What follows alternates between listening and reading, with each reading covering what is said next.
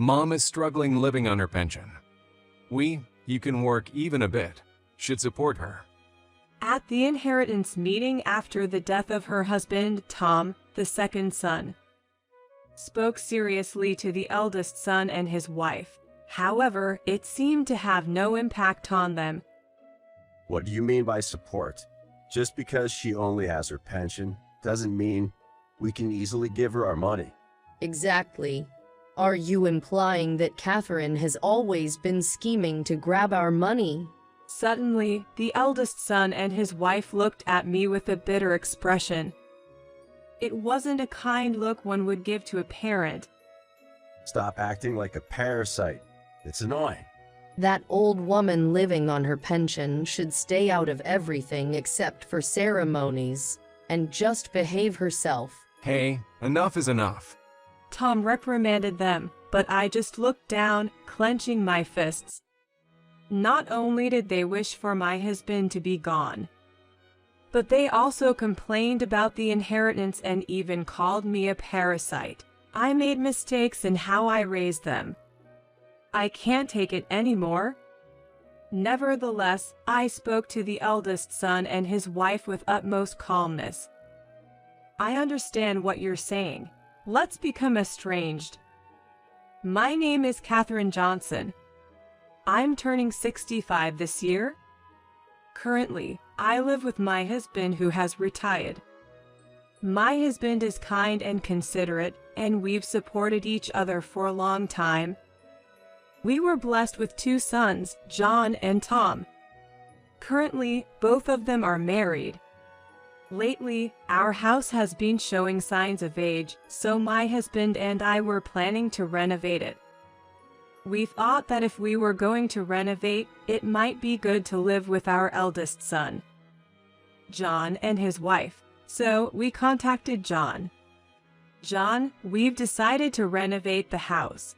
How about living together with us after the renovation? When I said this over the phone, John was clearly reluctant. I really can't think of living together. Emily would hate it too. But if we're going to renovate, I want to prepare a room for you two as well. Isn't that just convenient for you? If you have so much money to spare for renovation, just give us some. We'd gladly take that. I could hear Emily, John's wife, saying over the phone, living together is seriously impossible. I see. Okay, forget about what I just said. The eldest son and his wife are always like this. For some reason, they always act superior and treat us coldly. After hanging up the phone, I relayed John's feelings to my husband. He looked a bit saddened, but spoke cheerfully. It can't be helped. Let's renovate our home to be barrier-free so we can live comfortably, just the 2 of us in our old age. Following that, our home was renovated as per our wishes, transforming into a barrier-free residence. A few months after the renovation was completed, we planned to have a meal with our eldest son and his wife, as well as our second son and his wife. Tom, our younger son, and his wife, Karen, were the first to arrive. Karen is a thoughtful person. She handed me a gift and immediately went to the kitchen to help. Catherine, your cooking is as wonderful as ever. Well, thank you. It's a great help with you assisting, Karen. As they were chatting, the eldest son and his wife arrived. As soon as they arrived, they firmly seated themselves on the sofa and demanded tea. Seeing me preparing the tea, Emily and John made irritated comments. You really don't pay attention, do you? Exactly. We are the guests here, aren't we? Hurry up. As I silently set the tea in front of the 2 of them, Tom chastised John from the side. John, can't you do at least that much by yourself? You stay out of this. I sighed at John's intimidating remarks. Tom and Karen have always been kind to us, but even to Tom, John always had a domineering attitude. However, the reason we invited the siblings this time was that we had an important matter to discuss. As the dinner began, John, who seemed displeased, started speaking while eating. Hey, Dad, you called us here for some reason, right? Spit it out quickly. Yes, well, My husband glanced at me, and I gave a slight nod. the truth is, I've been diagnosed with lung cancer. Tom and Karen looked genuinely shocked, but the faces of John and Emily didn't change much. Dad, what's the current situation with the cancer?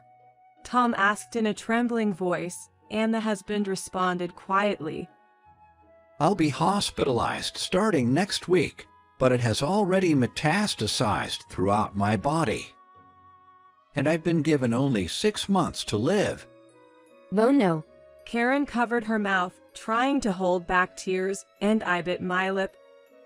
Well, Dad is getting old after all. John remarked, as if it were about someone else. Emily said, Well, you can't beat age, right? My uncle also passed away quickly from stomach cancer. Their insensitive words made me angry, and I couldn't help but raise my voice. Would you two please stop? Catherine, let's not go any further. But my husband calmed me down and started speaking quietly to our children. I want to ask you all to look after Catherine after I'm gone. Of course, Dad. I'll take good care of Mom, so don't worry. That's right. Please focus on taking care of yourself. Tom and Karen spoke reassuringly. However, the elder son and his wife seemed busy with their phones, seemingly ignoring the father's words. After the meal, the gathering came to an end. Since John and Emily left swiftly, I went outside to see Tom and Karen off. Mom, I know it's tough, but please stay strong. We'll definitely help out too. So please let us know if you need anything. Thank you, Tom, Karen. They had such a conversation and so off Tom and Karen. Since my husband preferred palliative care over surgery and chemotherapy, he was admitted to a hospice the following week. I began visiting the hospice almost daily, with Tom and Karen assisting with transportation and nursing care. However, no matter how much I reached out, the eldest son and his wife never visited. And about 5 months after his admission, as my husband's condition worsened and thinking it might be his last moments, I strongly urged the eldest son and his wife to come. They showed up, seemingly displeased. However, John didn't even hold my husband's hand or speak to him. Instead, he looked at my emaciated husband with an expression that seemed almost repulsed. I've shown my face, that's enough, right? We have things to do, so we'll be leaving now. The eldest son and his wife said so and left the patient room hurriedly in less than 10 minutes. Right after they left the room, I noticed that Emily had forgotten her jacket. I chased after them to return it. As I approached the corridor from the stairs, I spotted the eldest son and his wife slowly descending. They didn't notice me and were having a conversation. Seems like Dad's really reaching the end. Hey, what happens to the inheritance once your father's gone? John grinned slyly in response to Emily's question. Even though Dad was just an ordinary office worker, Mom and the others recently renovated the house and are living quite comfortably. Maybe they've been investing in stocks or something. We could probably expect a decent inheritance. Haha. Yee, I'm so excited. I've been wanting to go on an overseas trip. And I want a designer bag too. Yeah, we just need to wrap things up quickly now. Haha. Hearing their conversation, I couldn't help but tear up. I couldn't bear to let my husband hear such a conversation. In the end, I couldn't confront the two of them and simply returned to the patient room. 2 weeks later, my husband passed away. I cried for a long time by my husband's side, but Tom and his wife Karen were there to comfort me. With their support, I managed to take on the role of the primary mourner and successfully oversee the funeral proceedings without any issues. After the funeral, when it was just family left, John spoke up, seemingly unable to wait any longer. Hey, about Dad's inheritance. What are you thinking, bringing that up now? We just had the funeral today. Tom quickly reprimanded him, but John glared back at Tom. You, being the younger son, should just stay quiet. I let out a sigh. We'll have a discussion about the inheritance next week. So, for today, please go home. Upon hearing those words, the eldest son and his wife smirked and promptly left.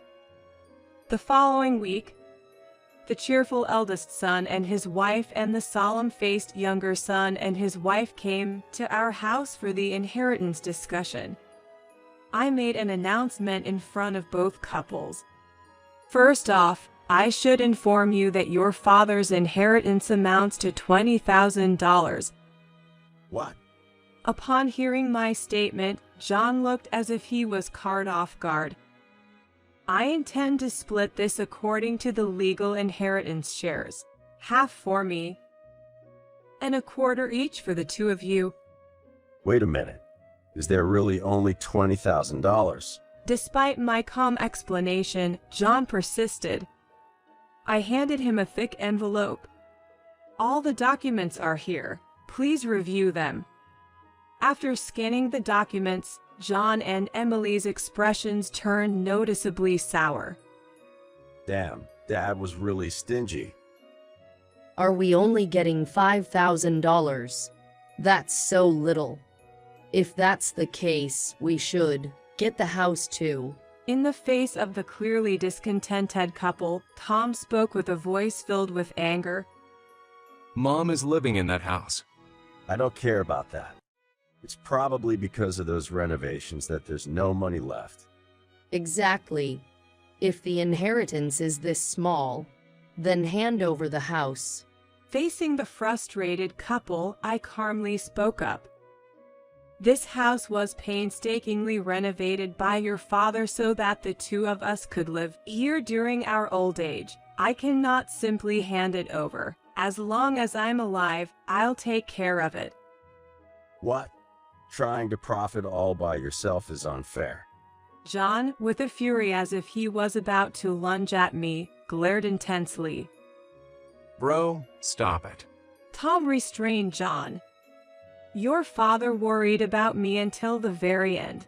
You might not understand, John. While looking at the agitated me, Tom began to speak softly.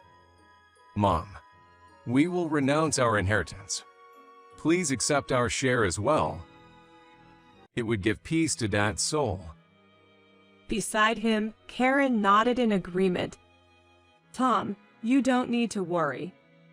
I said that, but the eldest son and his wife interjected again. If you guys don't want it, then hand that share over to us. Exactly. We'll gladly take it. There's no way that can happen. Mom's living on a pension, and it's tough. Those of us who are working should support her. Tom fervently scolded the eldest son and his wife, but it didn't seem to faze them in the slightest. Support, you say? Just because she only has her pension doesn't mean she can just hand over our money that easily. Right? Or maybe, from the beginning, you intended to take our money, didn't you, Catherine?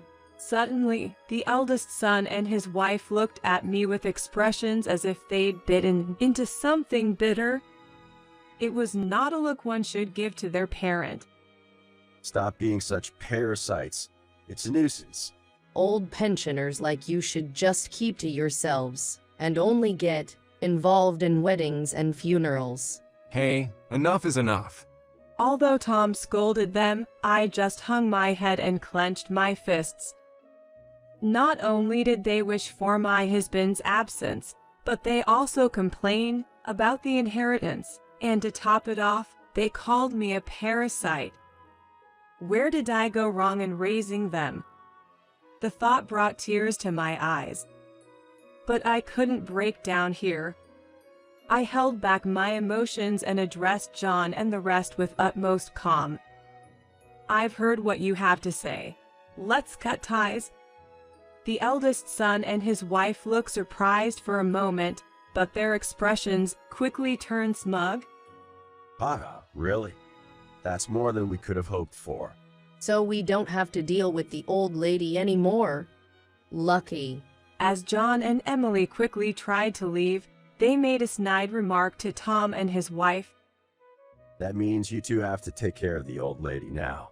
Good luck taking care of the parasite. As John and Emily stormed off, Tom and his wife rushed to my side. Mom, are you okay? They're just too much. Catherine, we're always here for you. Please don't be disheartened. I, still looking down, raised my head and looked straight at the two of them. Tom, Karen, I have something to tell you. Several months later, while I was relaxing at home, John and Emily, accompanied by Tom, appeared. What's going on? I thought we had severed ties, hadn't we? Hey, old lady, we've got something to discuss. Yes. Let us in. The eldest son and his wife shouted at the entrance with flushed faces. Then, from the side, Tom spoke apologetically.